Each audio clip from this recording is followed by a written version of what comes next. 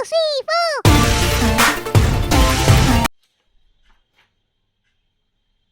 Hello students, welcome back to the channel.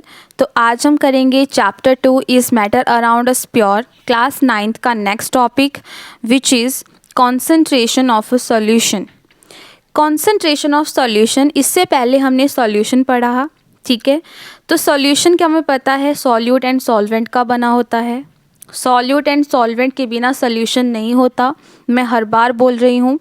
तो जब भी हम सॉल्यूट की अमाउंट की बात करेंगे कि कितना सॉल्यूट ऐड है, that is called concentration of a solution.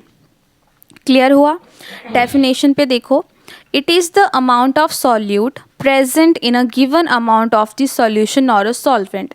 मतलब जो हमने सॉल्वेंट लिया है या फिर जो सॉल्यूशन बना उसमें कितना सॉल्यूट ऐड किया है या कितना सॉल्यूट प्रेजेंट है, ठीक है। That amount of solute is called concentration of a solution. Clear? Example देखो, example amount of sugar present in sugar solution और सॉल्वेंट और वाटर। देखो वही बात करी मैंने, अगर मैं शुगर को वाटर में ऐड कर रही हूँ, ठीक है, तो मैंने कितना शुगर ऐड किया, that is called concentration of a solution.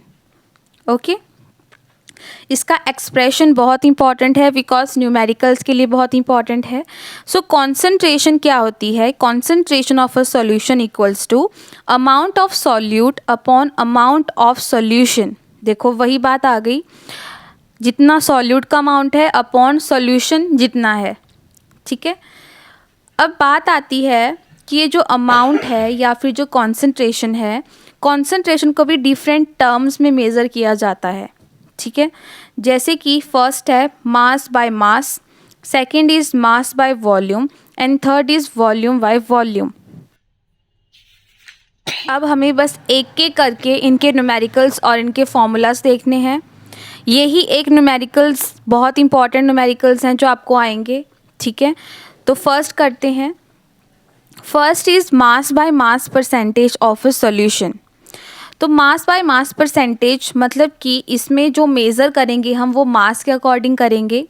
देखो इसका फॉर्मूला बहुत इजी है, मास of solute upon mass of solution multiplied by 100। 100 इसलिए मल्टीप्लाई किया बिकॉज परसेंटेज की बात करी थी, ठीक है। बाकी फॉर्मूला कॉन्सेंट्रेशन का बस सेम है, लेकिन अमाउंट किस में दी हुई है, अभी मास में निकालने को बोला है, ठीक है। तो क्वेश्चन पे ट्राई करते हैं। क्वेश्चन आ गया, a solution contains 40 gram of common salt in 320 gram of water, calculate the concentration in terms of mass by mass percentage of the solution. देखो क्लियरली बोला है कि मास बाय मास परसेंटेज करनी है। ये इतने इजी न्यूमेरिकल्स है ना, आप एक बार देख के समझ जाओगे कि क्या बात करी है इसमें। देखो हमें क्या क्या चाहिए, क्वेश्चन में क्या क्या दिया है और हमें चाहिए क्या क्या। हमें चाहिए मास ऑफ सॉल्यूट और मास ऑफ सॉल्यूशन। तो क्वेश्चन में सॉल्यूट क्या है, सॉल्ट है, तो सॉल्ट का मास तो दिया हुआ है, यस मैम 40 ग्राम दिया है, और वाटर का भी दिया है 320 ग्राम। तो यहाँ से तो क्लियर हो गया, ठीक है।